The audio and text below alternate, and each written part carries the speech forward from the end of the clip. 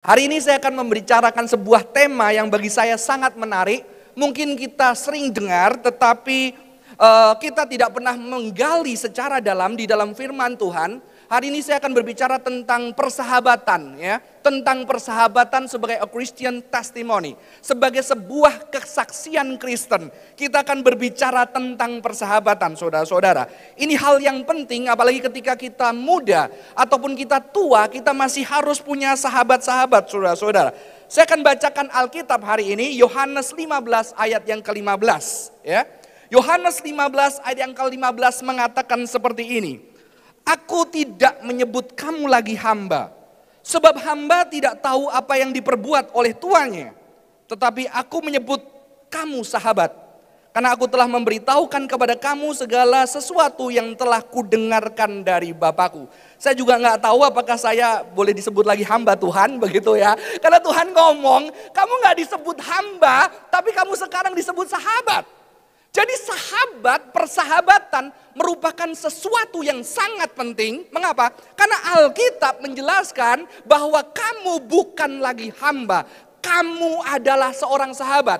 Maka konsep ini, persahabatan, harusnya sesuatu yang digali. Celakanya banyak buku-buku persahabatan, pertemanan kita jarang jumpai di dalam kekristenan. Padahal ini bagian inti dari iman Kristen, saudara-saudara. Paling kita tahu lagunya Michael W. Smith ya. Persahabatan kan kekal bila Yesus beserta. Masih tahu lagu itu enggak teman-teman? Enggak tahu, itu zaman saya. Zaman saya tahun 98 gitu ya. Ya, itu lagu Michael W. Smith tentang persahabatan ya. And a friend forever, saudara-saudara. Hari ini saya ajak kita membicarakan satu tema ini tentang persahabatan. Mengapa? Karena persahabatan adalah sesuatu yang penting. Sesuatu yang bahkan sangat penting. Bahkan saya mau mengatakan mungkin ini adalah salah satu bagian inti dari kekristenan. Ya. Sayangnya rujukan kita, buku-buku rohani, nggak ada yang ngomongin tentang sahabat. Coba saudara kasih satu judul saudara-saudara ke saya. Ya, nggak banyak. Sehingga ketika kita bersahabat, kita sering gagal. Kenapa? Karena banyak aturan-aturan yang sahabat yang kita cari justru bukan dari ajaran yang ada di Alkitab. Sudah, pertanyaan pertama saya adalah apakah kamu punya seorang sahabat? Ya, punya? Yang nggak punya angkat tangan. Ya, ada. Semua punya. Kita punya seorang sahabat. Apakah sahabatmu baik? Atau jangan-jangan ada orang-orang, karena saya jumpai di gereja, di sekolah-sekolah Kristen juga, banyak anak yang ternyata nggak punya sahabat. Mereka sedang mencari sahabat. Dia butuh satu sahabat aja untuk apa? Untuk bisa menemani dia karena dia tidak punya. Dia kerap kali sahabatnya pergi. Apalagi sekarang zamannya Instagram. Itu anak-anak SMA itu banyak drama. Kenapa? Kalau dia pergi, tahu-tahu temennya pergi ngajak lain, kenapa nggak ngajak gua gitu kan? Dia pergi sendirian, gua sendirian ditinggalin. Padahal gua kan temennya. Sekarang kelihatan teman-teman. Ya, banyak orang membutuhkan sahabat. Saya kenal seorang anak. Ya, dia cerita sama saya, kok gua ini pengen punya duit banyak. Kenapa? Karena gua tahu rasanya nggak punya temen. Dulu gua kaya, gua punya temen banyak. Gue sering bayarin mereka. Sekarang ketika orang tua gue jatuh, orang tua gue miskin, itu teman-teman gak ada yang tinggal kok. Dan ternyata ketika aku gak punya teman, itu masih lebih mending. Teman ada karena uang daripada gak ada teman. Saudara, mungkin gak semua orang seperti ini ekstrim. Ya, gak seperti ekstrim, mungkin masih, yang penting teman buat apa kalau teman karena uang. Tapi ada anak-anak yang sampai, ini saya gak bicara gak di sekolah Kristen. Ini saya nggak bicara anak yang nggak di gereja. Ini di gereja, pelayanan sekolah Kristen. Dia ngomong apa? Lebih baik gue punya temen yang bisa dibayar pakai duit daripada nggak ada sama sekali. Karena begitu nggak adanya mengerikan. Lalu ketika kita pernah kecewa, kita punya kriteria-kriteria tentang sahabat. Sahabat seperti apa yang menjadi kriteria kita, saudara-saudara? Ya, mungkin teman-teman ada yang sudah kecewa sama sahabatnya atau temannya. Backstabbing, ya, ditusuk dari belakang, atau mungkin bahkan kita pun pernah mengecewakan sahabat kita. Ya, saya pernah mengecewakan sahabat saya. Ya, Akhirnya kita juga punya kriteria-kriteria. Mungkin ada orang-orang yang gak bisa terima dirinya, kenapa? Karena aku dulu bukan teman yang baik. Waktu SD, teman gue dibully, gue malah takut. Kenapa? Karena gue tuh takut sama teman-teman di sekitar. Sehingga gue menjauh, padahal gue juga gak tega. Akhirnya temennya meninggalkan dia dengan kekecewaan. Mungkin kita orang-orang itu. Tapi mungkin kita juga orang-orang yang dikecewakan. Tapi biasanya kita sudah punya kriteria-kriteria tentang persahabatan. Saudara-saudara, di dalam dunia filsafat persahabatan, salah satu filsafat yang terkenal adalah filsafat Aristotle. Jadi silakan slide-nya.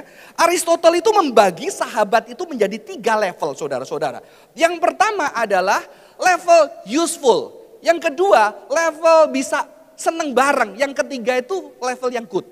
Jadi kalau sahabat yang pertama itu adalah sahabat yang cuma memakai Anda. Anda tahu memakai? Memakai handphone. Ya. Bukan menyayangi handphone, memakai handphone. Jadi Anda diperlakukan seperti handphone ini, ketika Anda nggak bisa dipakai, itu Anda ditaruh. Ini adalah satu-satu filsafat yang cukup dipercaya oleh dunia dan banyak dibaca di dalam filsafat persahabatan. Ya, bahkan dia mengajarkan persahabatan yang good loh. Nanti kita bandingkan dengan kekristenan. Yang kedua, lebih mending di atasnya, yaitu sahabat yang apa? Yang ketika kamu senang dia bisa sama kamu, mending daripada yang cuma make. Jadi kalau kamu masih punya sahabat yang bisa senang-senang doang, lebih mending. Puji Tuhan, kamu level 2 begitu ya. Kamu cuma bisa senang-senang. Ketika gua sedih, lu gak bisa. Paling enggak kamu di atas nggak level dasar lah. Paling enggak kamu tidak memperlakukan aku seperti benda. Ya. Tapi ada sahabat yang tertinggi menurut Aristotle. Apa? Sahabat yang good. Good itu apa? Dia pingin segala sesuatu yang baik terjadi di hidupmu. Waduh. Ini nggak usah ngomong Alkitab. Ya, standar moralitasnya tinggi. Artinya baik apa? Ketika suatu hari aku senang kamu ada di sebelahku, tetapi suatu hari kamu harus pergi keluar sana. Padahal aku sulit loh kalau jalani hidupku. Satu-satunya teman di Jakarta kamu. Tapi suatu hari demi kebaikanmu, kamu harus sekolah ke luar negeri. Kamu diberkati orang tuamu. Kamu punya keahlian. Saya akan merelakan kamu pergi. Dan kita gak sering ketemu. Demi apa? Demi yang baik terjadi di dalam hidupmu. Keren ya. Ini gak ngomong Kristen. Ini adalah standar filsafat Yunani kuno 200-300 tahun sebelum Yesus. Bagaimana dengan iman Kristen? Ya, banyak ayat ini yang digunakan, sorry kok ayat ya, firman lagi. Ajaran ini yang digunakan untuk apa? Untuk orang bersahabat. Sehingga kita melihat, oh dia cuma memakai, ya udah gua pakai aja. Emangnya cuma aku yang dimanfaatin, aku manfaatin kamu juga. Ada loh, anak-anak Kristen yang dipakai sama temennya, dia akhirnya kecewa. Dan dia bilang, kenapa cuma dia boleh yang memanfaatkan, aku juga akan memanfaatkan dia. Ternyata akhirnya dia melakukan yang dia benci. Gue pakai juga kamu, teman-teman. Ya, ini standar yang diberikan oleh sebuah filsafat Yunani. Teman-teman, persahabatan itu berbahaya nggak? Ya, maka banyak orang yang takut bersahabat. Iyalah gue deket tapi gue nggak mau cerita semua. Kenapa? Kalau gue cerita semua, kalau aku percaya begitu dikhianati, maka celakalah hidupku. Maka dia mulai insecure. Dia gak nyaman. Kenapa? Kalau terlalu dekat dia pasang tembok. Jangan terlalu dekat. Kenapa? Karena begitu dia dekat itu berbahaya. Jadi persahabatan itu mengerikan. Belum lagi. Kalau kamu bersahabat tahu-tahu kamu kehilangan sahabatmu. Tahu-tahu sahabatmu meninggal. Masih oke lah ya meninggal lah ya. Gak mengkhianati gitu ya. Kalau mengkhianati masih hidup dan masih lihat sama kamu. Kalau dia meninggal masih oke. Paling gak dia meninggal sebagai sahabatku. Oke? Teman-teman, persahabatan itu sesuatu yang mengerikan loh. Kenapa? Karena begitu kamu bisa kecewa, itu yang paling mengecewakan adalah orang yang kamu percaya. Betul gak? Maka saya selalu menghargai orang-orang yang kecewa sama Tuhan. Berarti Tuhan penting buat hidupmu. Kalau Tuhan gak penting buat hidupmu, kamu tidak akan kecewa. Amin? Kamu bisa kecewa sama abang-abang becak di depan yang ngebut, mau nabrak terus, Pak, mulai hari ini aku benci kamu Pak. Aku tadi hampir mati, aku berdoa terus Pak. Sehari ini jangan lewat-lewat di depan gereja. Sampai mati aku membenci kamu. Kamu gila. Yang bisa ngecewain kamu apa? Keluarga, papa, mama, sahabat, Tuhan. Jadi ketika saya lihat anak-anak yang marah dan kecewa sama Tuhan, good. Kenapa? Tuhan penting banget buat kamu, maka kamu bisa kecewa. Amin. Saudara-saudara bagaimana? Tapi memang persahabatan itu berbahaya. Maka saya mengutip seorang teolog yang bernama Saint Augustine. Dia mengatakan, kalau kamu tetap memilih orang-orang yang tidak berani bersahabat, kamu adalah seperti apa? Seperti orang yang tidak berani. Dan akhirnya kamu akan merasa kecewa. Agustinus mengatakan lebih baik mendapatkan cinta dan kehilangan daripada tidak pernah mencintai sama sekali, saudara-saudara ya. Saya sangat suka quotes ini. Anak saya dekat sama saya membina satu anak, dia kehilangan papanya sejak kecil. Ya, ketika kehilangan papanya, dia lupa papanya kayak gimana. Suatu hari dia membongkar lemari papanya, dan ketika dia buka, dia ketemu gambar arsitektur. Sejak itu dia maniak banget dengan arsitektur. Pergi ke mall, dilihat arsitekturnya. Pergi ke gereja, dilihat arsitekturnya. Jadi dia sementara teman-teman jalan, dia lihat bangunan-bangunan. Dia kumpulin Lego-Lego tentang bangunan. Ketika ketemu sama saya, kenapa kamu bisa cinta bangunan? Aku juga nggak tahu. Teman-teman bilang gua freak. Kenapa? Sejak kapan? Ternyata, oh iya dia baru tahu sejak dia buka gambar arsitek papanya. Saya bilang, itulah tempat kamu merindukan dan berjumpa sama papamu. Karena kamu merindukan gak punya papa. Akhirnya di arsitektur itu yang membuat kamu merasa lebih dekat dengan papamu. Waktu dia pulang, saya kasihan ya. Kasihan ya anak yang punya papa terus ninggalin waktu kecil. Terus saya lihat wajah anak saya. Kira-kira kasihan dia gak ya? Kasihan gak ya dia punya papa kayak saya? Teman-teman, terus saya bilang, saya sayang anak saya. Saya sering peluk dia. Saya sering ngomong papa sayang kamu. Suatu hari dia akan kehilangan saya, betul gak? Dia kecewa gak? Sedih gak? Banyak orang anak yang kehilangan orang yang dicintainya. Dia bisa kecewa sama Tuhan, saya salah satunya. Dan begitu saya bilang, berbahayanya cinta saya sama anak saya. Kalau begitu mulai hari ini nak, kita ada distance. Papa gak boleh terlalu peluk kamu nak. Kita harus ada jarak, supaya apa? Supaya kamu gak kecewa, saya gila. Mengerti maksud saya? Banyak orang yang kecewa dengan persahabatan. Akhirnya dia buka jarak. Kenapa? Supaya tidak kecewa. Supaya aku tidak kecewa. Supaya sahabatku tidak kecewa. Kita bikin tembok. Dan akhirnya kita tidak bisa mengerti firman Tuhan. Saya akan bacakan bersama-sama saudara-saudara. Yohanes 15 ayat 12, ayat 12 sampai 13. Inilah perintahku, yaitu kamu saling mengasihi. Seperti aku mengasihi kamu, tidak ada kasih yang lebih besar daripada kasih seorang yang memberikan nyawanya untuk sahabat-sahabatnya. Saudara bayangkan ketika Tuhan memerintahkan kita mengasihi, dia memberikan analogi friendship. Dan dia menganalogikan apa? Ketika aku mati untuk dosa-dosa manusia, aku itu mengasihi sahabat. Jadi sebetulnya salvation is friendship. Gak pernah kepikiran ya? Keselamatan itu persahabatan. Dan Tuhan bilang, aku perintahkan kamu bersahabat.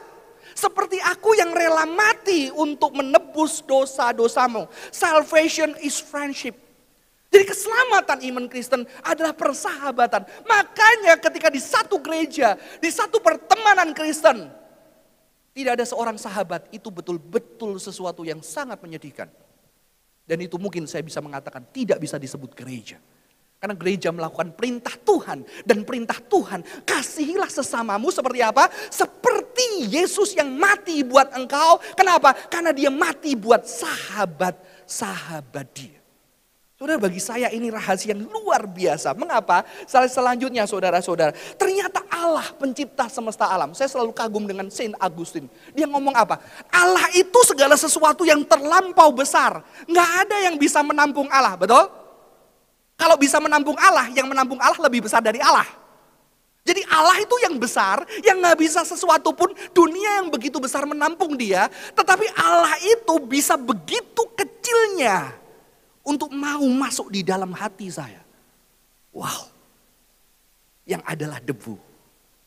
Dan saya mau ngomong apa? Untuk sebuah persahabatan, Allah pencipta pencipta semesta alam, mengecilkan diri, berinkarnasi di dalam Yesus Kristus, bertubuh nyata. Untuk apa? Untuk bisa memeluk dan dipeluk. Untuk bisa apa? Untuk bisa mencintai dan dicintai. Untuk bisa apa? Menemani dan ditemani. Untuk bisa apa? Menghibur dan penghibur. Jadi kalau seperti Yesus, Anda betul-betul harus hadir di kehidupan orang lain. Untuk apa? Untuk tubuh Anda di sana. Dan untuk apa? Untuk juga disakiti, tapi tidak pernah menyakiti. Saudara, ini gila. Dia masuk di dalam kandungan, bayangkan pencipta semesta alam, firman-Nya masuk di dalam kandungan, menggantungkan hidupnya selama 9 bulan di seorang kandungan wanita sederhana. Wanita desa yang sederhana. Dan dia harus digendong, dilarikan dari pembunuhan. Dia menggantungkan dirinya untuk orang lain. Maka orang-orang yang merasa dirinya bisa, belajarlah dari Yesus. Karena Tuhan pencipta semesta alam, firman Tuhan mau rela ditolong, ditopang oleh orang lain. Banyak kita sombong. Aku bisa sendiri. Gak butuh teman. Sombong. Saya sombong. Bertahun-tahun saya merasa saya cukup sendiri. Gak butuh. Gak usah minta tolong orang. Ajaran orang tua saya. Nolong orang boleh. Minta tolong gak boleh. Enaknya. Orang juga pengen nolong kamu. Bahagia gak kalau nolong orang lain? Bahagia. Berarti kamu tidak mau orang lain bahagia. Cuma kamu doang yang boleh bahagia. Saudara-saudara, ini sesuatu yang real. Ya. Bahkan yang terpuncak, dia mengorbankan tubuhnya bagi kita. Saya harus cepat, saudara-saudara. Persahabatan di dalam iman Kristen. Persahabatan bukanlah pencarian. Persahabatan adalah panggilan. Perintah. Oke? Persahabatan bukanlah pencarian, bukan cari sahabat. Tapi panggilan, kita dipanggil Tuhan untuk apa? Untuk seperti Kristus menjadi sahabat buat orang lain. Persahabatan bukan mencari sahabat, tetapi menjadi sahabat. Ini kesalahan kita bertahun-tahun. Aku mau cari teman, aku mau cari teman. Kamu jadi teman. Akhirnya kita terbatas sampai Aristotle. Oke? Jadilah teman yang baik, saudara-saudara. Yang kedua, saya harus cepat di sini, waktu terbatas. Yang kedua, Yesus disebut apa? Ayat selanjutnya kita akan baca bersama-sama. Kemudian anak manusia datang, ia makan dan minum, dan kamu berkata, lihatlah ia seorang pelahap dan peminum, sahabat pemungut cukai dan orang berdosa. Ternyata Yesus sahabat pemungut cukai dan orang berdosa. Yesus bersahabat. Yang rohani itu seringnya apa? Nanti suatu hari kita ngomongin hospitality. Itu nggak pernah dibahas juga di dalam kekristenan. Kalau buka di internet munculnya hotel. Itu prinsip dasar iman Kristen, hospitality. Ya, yang namanya rohani itu kamu harus sering nongkrong sama minum, sama makan, traktir temenmu. Ditraktir juga. Ya. Saya bilang sama anak muda saya, lu khotbah saya pasti sering lupa deh. Tapi kalau kita makan mie, lu nggak bakal lupa. Tadi pagi saya ajak Ricky main makan mie gitu ya. Dia akan ingat, saya akan ingat pertama di gereja ini gue makan mie sama Ricky begitu kan. Kalau yang gak pernah nraktir, saya dulu waktu pertama kali di gereja, anak Jakarta itu sangat individualis. Naktir sendiri-sendiri, bayar sendiri-sendiri. Wah, tapi saya bilang ini gak baik. Walaupun duit saya gak banyak gitu ya, saya ajarin traktir, saya traktir. Nanti gantian kita mentraktir. Dan ketika ada yang mentraktir, dia mulai lebih bahagia. Makanya Yesus mau ditraktir. Jangan cuma traktir. Jangan cuma ditraktir, ya, bertobat. Saudara-saudara, ini real. Yesus sahabat orang berdosa mengatakan apa slide selanjutnya, saudara-saudara. Saya tidak bisa bahas satu-satu apa. Wanita yang disisihkan, yang tidak dibawahi orang. Yesus mau tetap menerima wanita ini. Ya. Barang siapa di antara kamu tidak berdosa, hendaklah ia yang pertama melemparkan batu kepada perempuan itu. Lalu apalagi saudara-saudara, slide selanjutnya. Ada seorang wanita saudara-saudara yang ternyata mengurapi kaki Yesus. Dan Yesus mengatakan, aku berkata kepadamu, sesungguhnya di mana saja Injil diberitakan di seluruh dunia, apa yang dilakukan ia akan disebut juga untuk mengingat dia. Jadi kemana penyebaran Injil? Wanita ini akan kisahnya disebutkan. Walaupun penginjilan gak selalu sebutin dia ya. Artinya apa? Yesus mengingat kisah-kisah. Alkitab isinya apa? Kisah-kisah sahabat Yesus. Amin. Kisah-kisah sahabat Yesus.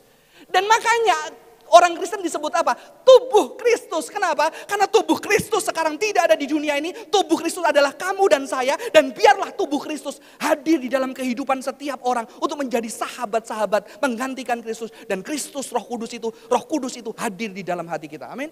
Itulah panggilan kita sebagai orang percaya. Saudara-saudara, saya suka paling bahas yang ini. Sakius.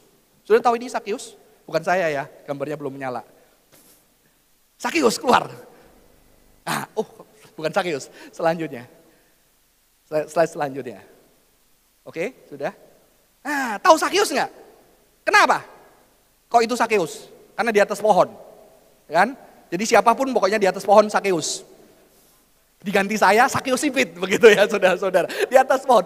Saudara-saudara, ketika Yesus datang, kira-kira banyak yang ngajak makan Yesus nggak? Banyak. Yesus sering makan di rumah Farisi. Jadi Yesus bukan cuma sahabat orang berdosa, jangan salah. Yesus juga makan di orang Farisi. Tapi hari itu banyak orang yang nawarkan Yesus. Begitu kalau di gereja majelis-majelis gitu. Ayo makan pak. Nggak ada yang tadi yang ngajak saya. Saya yang ngajak Riki begitu ya. Saya berinisiatif begitu ya. Saya ajak dia. Ayo makan. Tapi Yesus malah ada seorang cebol yang naik pohon. Nggak mau ngajak Yesus makan. Dia cuma ngelongok. Yesus, ini yang dipuji orang ya. Ini orang hebat itu. Dan Yesus ngapain? Yesus datang ke pohon itu. Sakius turun, traktir gua. Kurang ajar gak Yesus? Kalau saya, namanya siapa? Bagas, seminggu ini traktir saya. Kurang ajar gak saya? Kalau Yesus, gak kurang ajar karena dia Yesus. Yesus sendirian gak? Atau sama murid-murid? Murid Yesus berapa? Jadi waktu Sakius turunlah, aku mau makan di rumahmu. Murid-murid, bye gitu. Dia bawa 12 murid minimal. Makan di rumahnya Sakius, gila. Kenapa? Karena Sakius gak berani ngajak. Ada orang-orang di gereja, orang-orang di sekolah yang gak berani diajak. Tapi ada orang-orang yang datang. Aku mau makan sama kamu. Dan kamu tahu, itu sukacita. Kenapa? Karena orang Yahudi tidak mau makan sama Sakius. Kenapa? Dia pemungut cukai dan dia orang berdosa. Kalau gue makan bareng dia, gue najis kayak dia. Tapi Yesus menajiskan dirinya. Dan hari itu, Sakius jatuh miskin. Sakius ngomong apa? Setengah dari milikku kuberikan kepada orang miskin. Jadi kalau dia punya 2 rumah, rumahnya tinggal 1. Sekiranya ada sesuatu yang kuberubah dari seorang akan kubalikan 4 kali lipat. Mungkin hartanya tinggal 1/4. Gara-gara apa? Gara-gara diajak makan Yesus. Tapi hari itu saya akan tahu, Sakius yang biasanya makan sendirian, hari itu ada punya teman Yesus sama murid-muridnya. Kekristenan, persahabatan. Amin. Saudara-saudara, yang terakhir. Slide selanjutnya. Friendship is a mission of love. Saudara-saudara, kalau Anda perhatikan, itu adalah gambar-gambar di goa-goa katakum. Yang ternyata pada zaman awal tidak ditemukan salib, tetapi justru ditemukan banyak orang makan bareng. Ini hospitality. Maka perjamuan itu hospitality. Dan hospitality itu lambang iman Kristen, saudara-saudara. Dan ternyata aku tidak lagi menyebut kamu hamba, tadi aku menyebut kamu sahabat. Philios, love, sahabat. Dari kata philea, sahabat, cinta di situ. Selanjutnya saudara-saudara, ya, slide selanjutnya, saya akan bacakan ayat ini yang terakhir saudara-saudara. Supaya mereka semua menjadi satu sama seperti engkau Bapa di dalam aku dan aku di dalam engkau. Agar mereka juga di dalam kita supaya dunia percaya bahwa engkau lah yang telah mengutus aku. Jadi penginjilan itu bukan penginjilan pribadi saja saudara-saudara. Penginjilan itu adalah sahabat-sahabat yang berkumpul seperti kisah para rasul. Sehingga orang melihat begitu indahnya persekutuan Kristen. Dan itu membuat banyak orang tertarik datang. Kenapa? Karena mereka dicintai. Pada zaman itu orang budak, wanita tidak bisa makan setara dengan pria. Tapi ada budak-budak, orang kaya, orang miskin duduk sehidangan dan makan bareng. Itulah kekristenan. Saudara, saya akan akhiri dengan satu video. Ini 7 menit. Oke, silahkan video ini. Ini bukan orang Kristen. Anda pikir Yesus nggak kayak gini? Kita celaka. Mengapa? Karena Yesus yang 100% manusia sering hanya diberitakan ketuhanannya. Padahal dia juga 100% manusia asli. Ketika saya melihat ini, saya semakin yakin Yesus melampaui ini. Slide selanjutnya. Mengapa? 12 murid Yesus mati seperti apa? Mengikuti jejak gurunya. Mati seperti Yesus. Bahkan yang mengkhianati, mengakhiri hidupnya karena merasa bersalah. Kekristenan mengajarkan persahabatan. Kamu dan saya. Harusnya itu terjadi di gereja. Mari kita tundukkan kepala. Tuhan, kami yang pernah mengecewakan sahabat kami, jadikan kami sahabat yang baik. Tuhan, kami yang mulai takut untuk bersahabat, biarlah kami mulai berani membuka diri kami, siap terluka kembali untuk mencintai. Justru cinta yang besar adalah ketika kami sudah terluka, kami tetap mau mencintai dan membuka hati kami. Seperti Yesus yang terluka dan terus mengasihi kami. Berkati rekan-rekan di dalam pergumulannya. Dalam nama Tuhan Yesus kami berdoa. Amin. Tuhan Yesus memberkati.